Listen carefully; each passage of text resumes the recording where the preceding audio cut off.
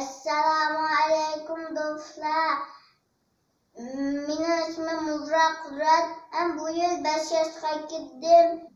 Bugün Elif'e Uygur dili Elif'e hepsini öğrenmez. Adı hepsini öğrenmez. Başlayalım. Baş o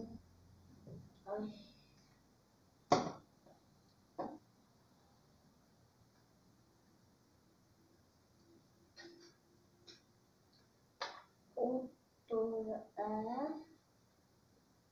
masa otura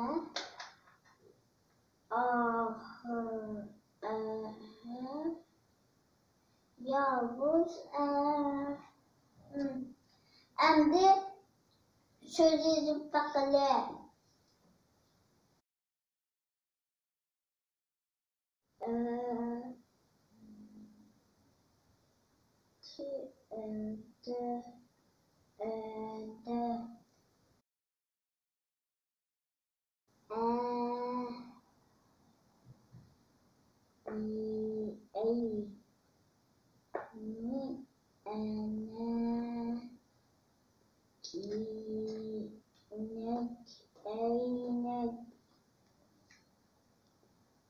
Anne cümleyi bakayım.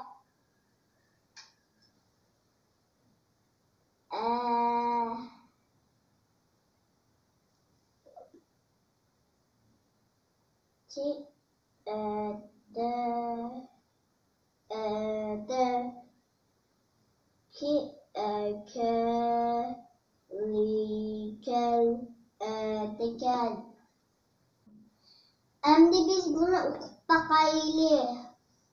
Baş otura, ahır yavuz eynek kel. Hadiler okup bakayım.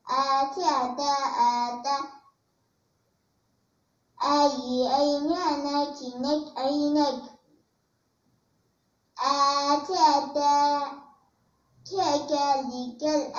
Gel. Hem de dersimiz misal bolsun. Siz yaxşı öğrenin ola. Allah emanet. Bay bay.